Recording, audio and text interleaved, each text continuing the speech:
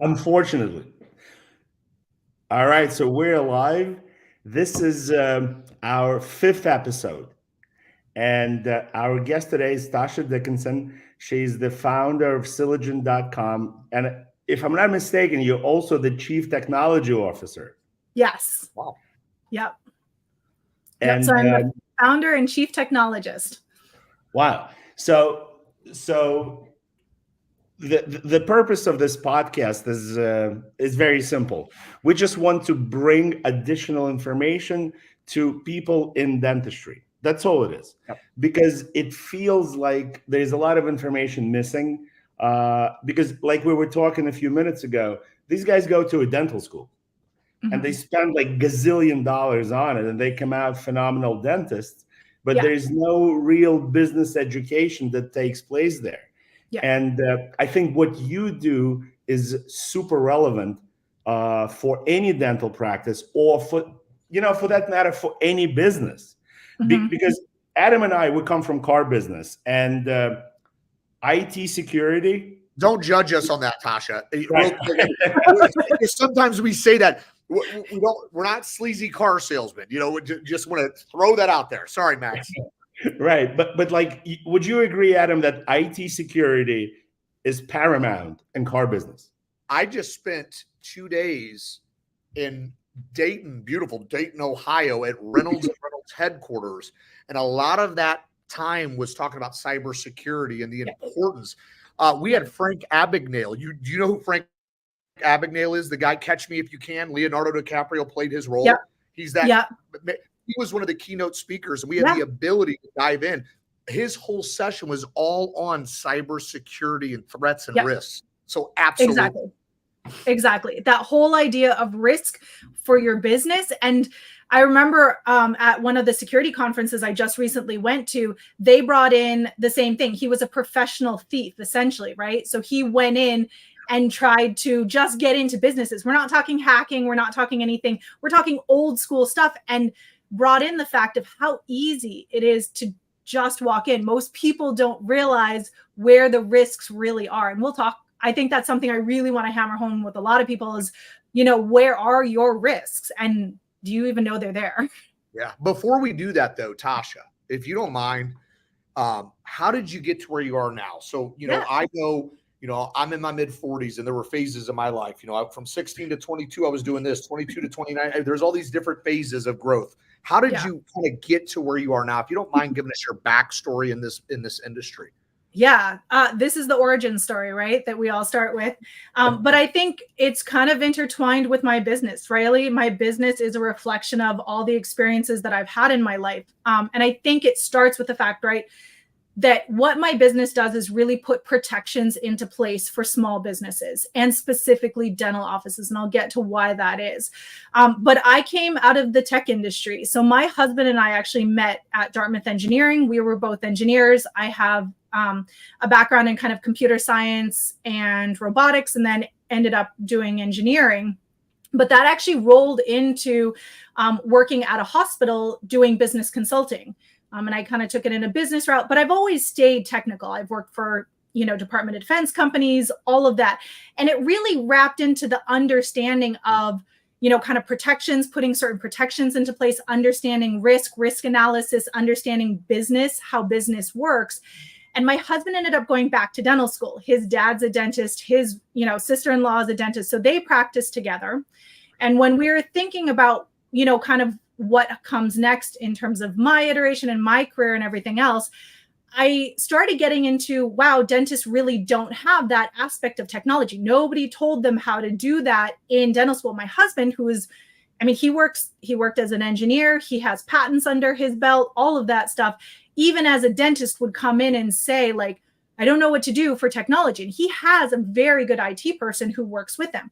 But when it came to the overarching idea of what is technology in our business and how is this really driving our business, there was a gap there. And so I started getting into it and working with dentists and everything in kind of a small, more consulting way at first, but quickly realized, right, with my experience with my husband and helping out with their practice on the back end, sometimes they just don't have time. Regardless of whether they're intelligent, people, they could do this.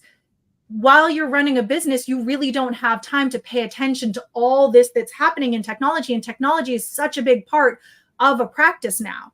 And so as I started moving more and more into that role of let's look at all the technology, let's see if it makes sense and those kinds of things, I realized nobody was watching their back and they were leaving themselves just wide open. I was constantly getting people pinging me saying, I got, hit with a cyber attack, or my friend got hit with a cyber attack. We don't know what to do. What do you do in these situations? Things like that. And it just evolved over the last couple of years to really being, you need somebody for the technology, but what you really need is you need that person to also be helping protect you and watching your back in this. I mean, some of these people are losing their businesses, and I just don't want that, for any of my friends who are dentists and for any of the dentists that I've been involved with. And so that's how this company has evolved. Love it. Absolutely love it. My question, you have what it sounds like, you have a wonderful product and service.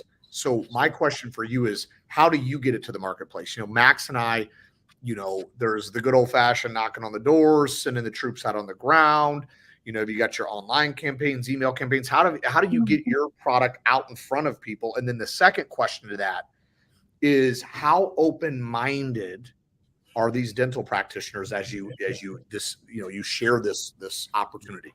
Yeah. And I think that's an actually interesting thing because we've been working on this now for a long time, because it is hard to get in front of people and to get them to trust you, right? This is a trust, when in reality, what I provide is a service, right? A service to help protect your business and to help you grow and thrive as a business. And so when we start working with dentists, we have to be in this very trusting relationship with each other.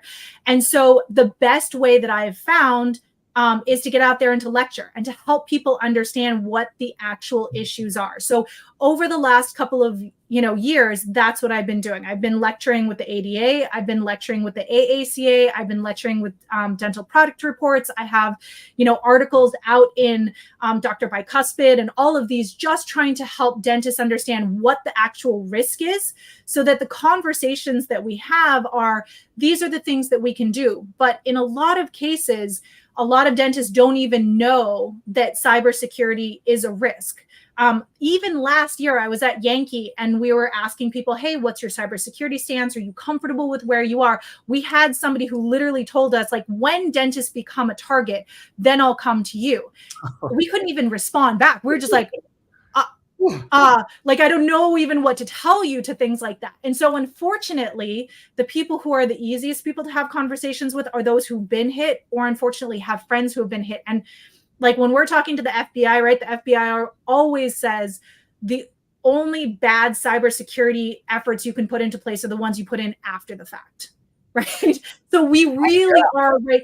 And having the business background I have, working in hospitals and everything else, I'm really about prevention. So my job is to get out there. My job is to get out there to have the conversations, help people understand what the actual risk is.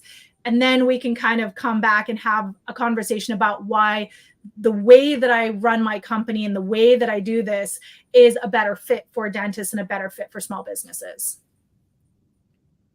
So question for you.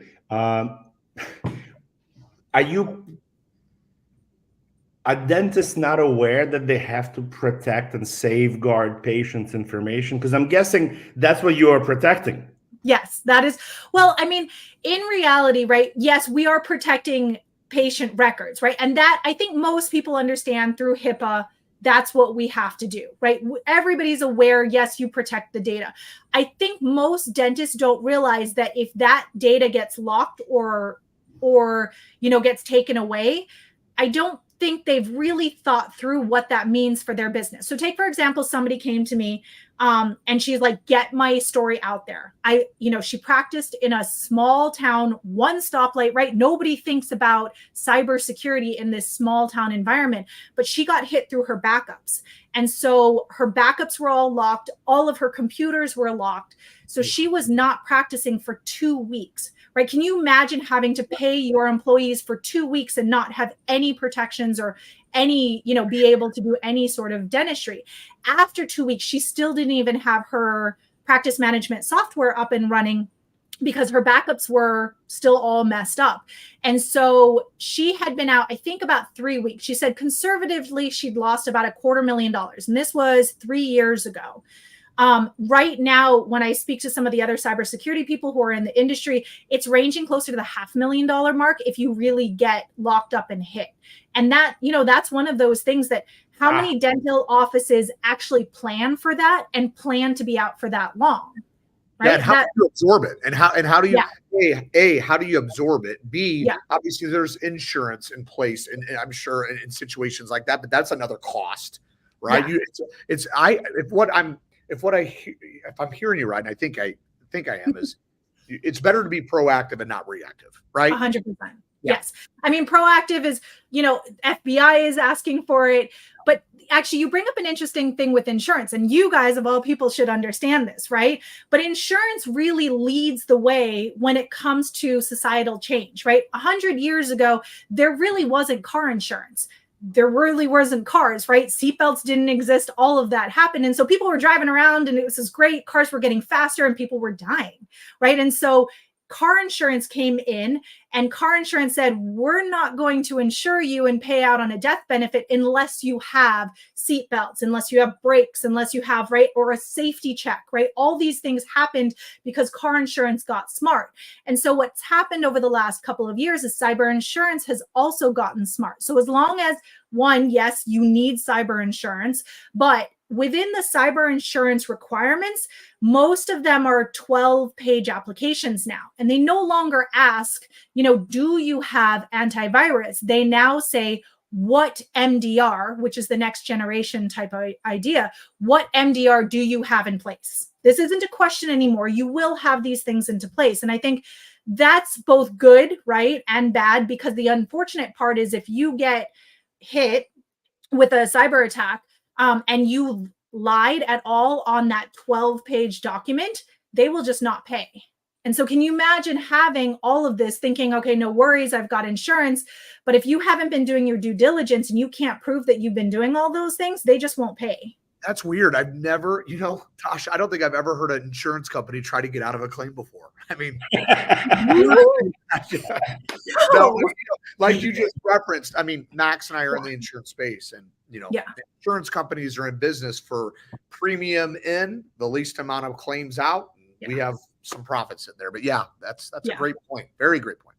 Yeah. So I think when you're thinking about what services that you provide, right, half of the service is not only the preventative portion of it, the other part of the service is if something were to happen, do we have everything in place so that your insurance will pay? So, Tasha, we have a question from the audience, right? So the question is very simple. If the patient's information gets out and it's due to the dentist's negligence, is there a lawsuit exposure to the dentist? Yes. So unfortunately, it was funny. There was an attack that happened about a month and a half ago. I went in to go do a little bit of research, figure out like what had happened, right? I'm always trying to learn and figure out how did people get in, those kinds of things.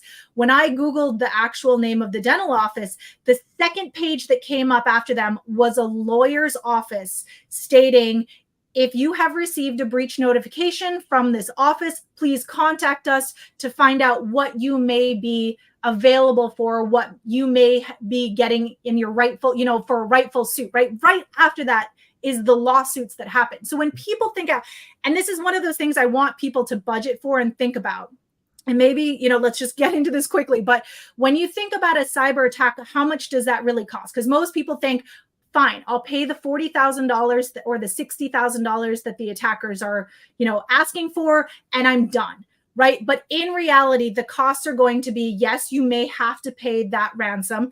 You're out for most likely 2 weeks of work. So how much is 2 weeks of income? And then what, as required by the Health and Human Services, you have to do forensics to make sure that no patients have been, information has been taken. So forensics usually average between $10,000 and $30,000 per incident. And that's a pretty quick one and done type of thing. Then the IT to come in, clean everything up, restart, reinstall everything. If you are putting this back on a 7-year-old server, do you really think you're going to invest in a 7-year-old server? or are you going to then buy new server equipment or anything else? So hardware costs get into it. And then if any patient information has been taken, so that's no patient information has been taken, those costs are already there. But if patient information has been taken, HHS will give you at least a $10,000 fee or fine for not protecting the data as required by them. And then, of course, you have to pay for reporting for all of the patient's data that has been taken or any data that has been taken. And then, of course, the legal fees. If you get hit with 1 or 2 legal fees right there, you're over $1 million, right? Just like that. And so that's where, when we talk to, so I was just telling Max about this previously, when I talk to other consultants about what people should be saving for, even if you have insurance, right, there's still a waiting period. There's still a period of time in which they're not going to pay out. So I said, you need to have at least this much cash put aside, probably between $10,000 and $20,000 put aside for any fees, anything right out the gate to be able to cover payroll, to be able to cover some of those things while you're going through this, if insurance doesn't kick in immediately. Now, if you don't have insurance, then you should be saving closer to the $500,000 mark to have in order to protect and make it through that. And that's the reason why 40% of small businesses go out of business within 6 months of getting a cyber attack. It makes sense. Max and I, we do have the honor and the privilege to work with a lot of different industries, one of which is automotive. That's where we cut our teeth. It's a brilliant industry. And a lot of dealers, unfortunately, are victims of these massive cyber attacks. And it is literally shuts you down like you talked about. Imagine not being able to service a car, sell a car, employee base. I've seen dealers go out of business, pay massive ransoms. It could ruin your life. My question for you, I know in automotive, like, it's kind of a common theme where a sales consultant, maybe 3 weeks on the job, gets in his company email and clicks a link because, maybe he should, but what are some exposure points that are the most common? I'm curious, like what are these dental practices doing that the easiest? What do you see the most common themes? Well, I mean, just to take, the Change Healthcare hack happened right earlier this year. And most people see that and they go, okay, well, I'm not a massive healthcare person, so I'm not at risk for things like that. But what happens is when ADA got hit last year, the year before, Henry Schein got hit previously, Change Healthcare got hit previously, a couple of dental labs have been hit as well earlier this year. When you start adding that up and you think about all that information about your business that's now out there and in the hands of attackers who are out there, what do you think they're doing, right? They're out there creating these amazing schemes and email schemes and everything else. Right now, there is an active threat. The FBI actually a month and a half ago or so, about a month ago, came out and said, hey, dental industry, there are reliable active threats happening within the industry now that are happening that you need to protect yourself against. And in that case, what they would do is they'd call up the front desk and they would say, hey, I'm super sorry, I can't get your new patient forms to download correctly. I'm a new patient. Can you just send me the forms? You'll send them the forms, they'll fill it out, and they'll send you a fake PDF back and say, hey, just click on the link and it will download my forms. They wait on the phone until you click the link and they say, well, it's not working. Oh, hang on 1 second. Let me go back and I'll go back and do it. And this is actively happening right now with oral surgery offices and with regular dental offices. But when you think about it, right, they're learning about our industry to most accurately be able to get in there. And yes, emails are still 80% of most, attacks start with clicking on a link in an email, whether it's I called you to get you to click on the link, or somebody sent a really good Henry Schein duplicate of please just pay your bill, or you're a little bit behind on this, right? The front desk person, or even you, right? When I do phishing exercises, most of the time it's the doctors. Every doctor says, I'm not going to click. It's my business. I will protect my business.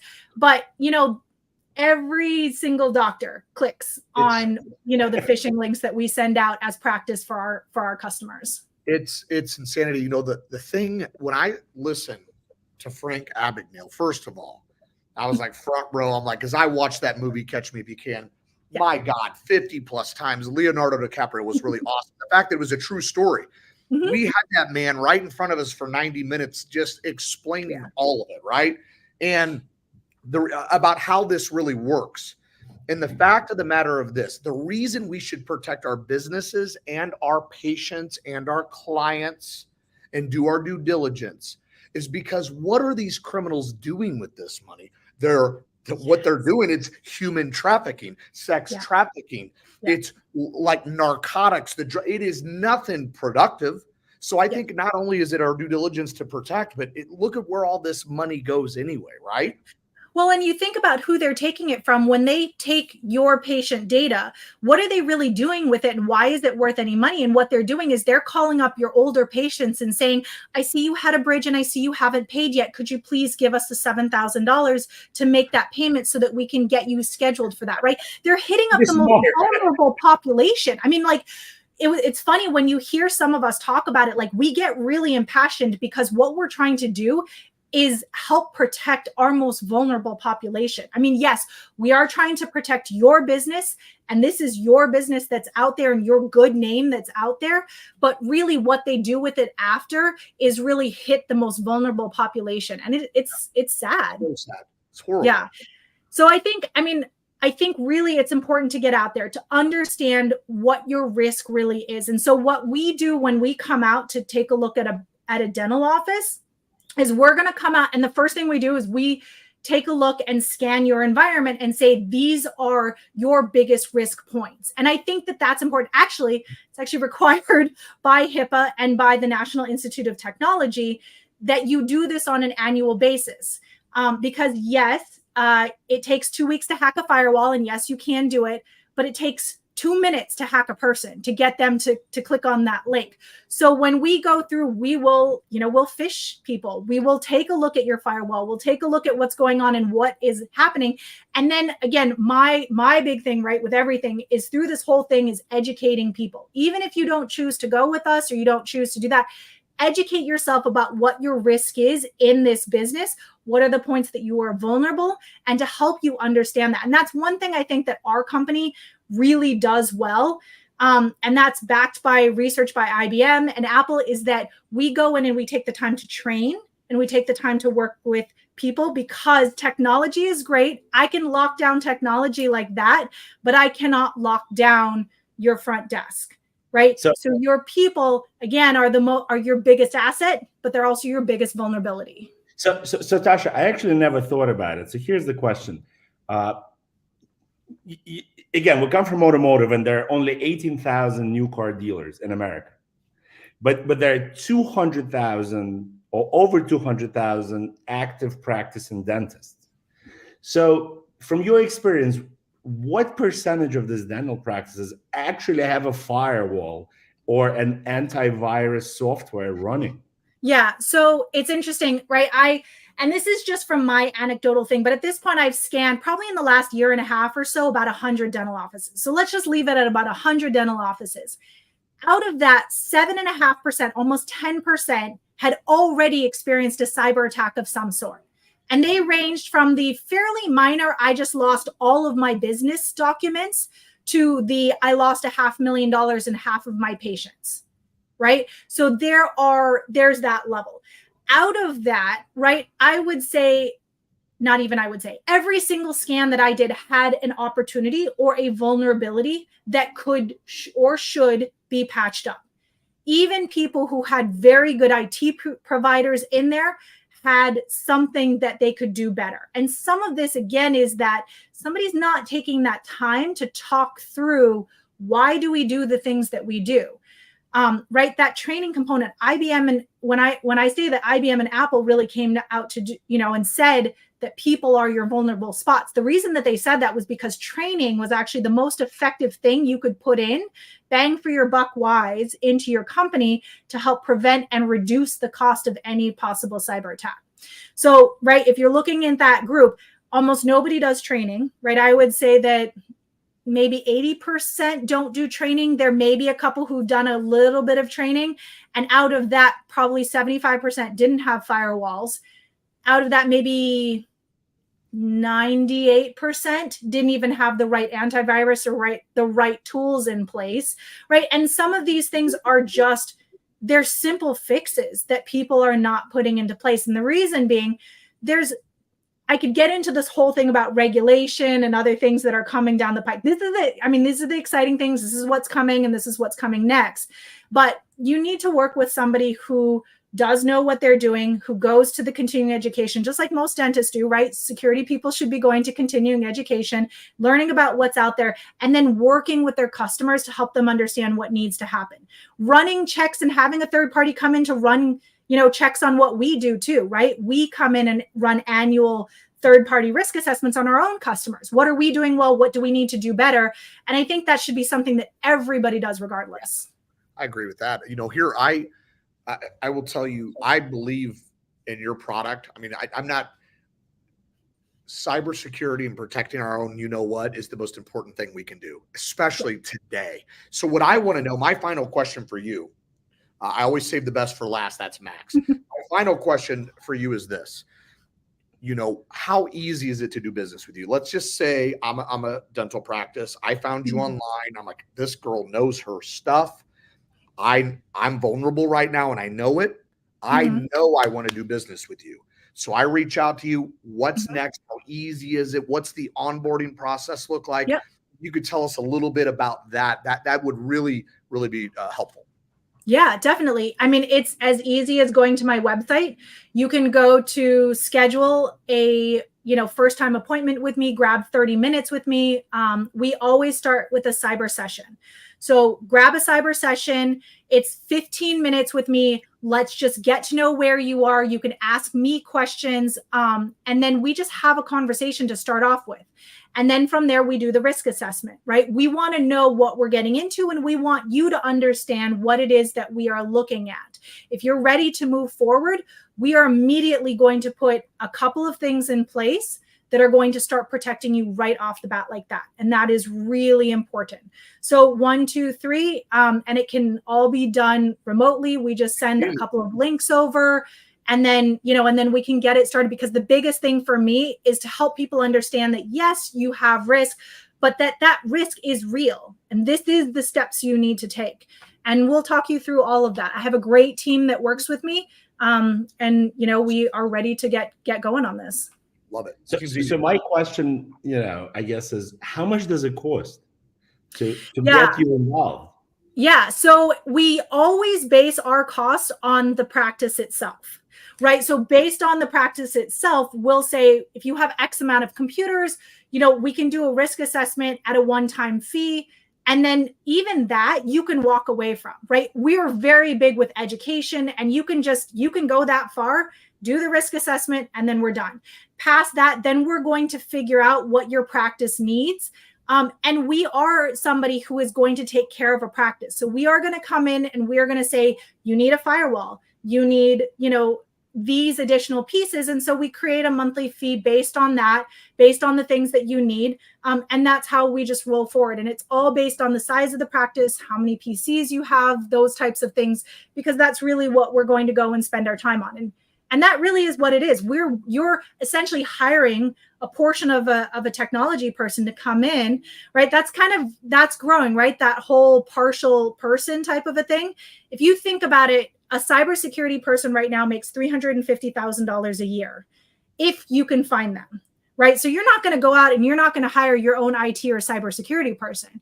You're going to hire a portion of somebody who's a mix of all these different things and who can offer you what your business needs. And that's really important to me, is helping to protect those practices. So let me ask you this: when you do the presentation and you explain the risks, what's the reaction? What's the acceptance rate? And how often do they say, well, it'll never happen to me, so I don't need it? I think that 90% of everybody who goes through it says, I need it. Right? Right. There are a few people who are like, wow, you're talking about the doom and gloom of like, we're all losing our shirts in this. And I get that there are some people out there who don't see the risk. I mean, the numbers, in my opinion, I'm a numbers person. I have a math major. Like, the numbers don't lie. 10% of people will probably be hit. And there are hundreds of practices that are hit every single year. Are you willing to roll the dice and be one of them? And I think the other part of it, right, is that how can we work it in? So there are several smaller practices that we start small. We just wrap in a few little tools here and there, and then we build them up. But once we've been working with somebody for a little bit of time, the acceptance rate is like 80 or 90% of my customers. Once they've been working with me, almost nobody goes back to, I didn't realize I needed this, right? Then there's the, oh my gosh, you opened my eyes, and thank goodness I have it because my friend just got hit, and I can show every single month, we've saved you from 15 cyber attacks. Here is all the stuff that we've saved you from. So. Yeah. Well, Tasha, I'm going to say this, I learned a lot from you. This was very, very educational. You were a wonderful guest. And, Max and I, we're kind of new kids on the block. We're doing some pretty fun things. We're working with labs, dental practices. We're meeting people like you, and just like networking is really, really cool. So I hope to meet you in person at one of the next trade shows. And thanks for coming on and being our guest. And I hope you have an amazing, amazing weekend. Thank you. You too. All right. Thank you, Tasha.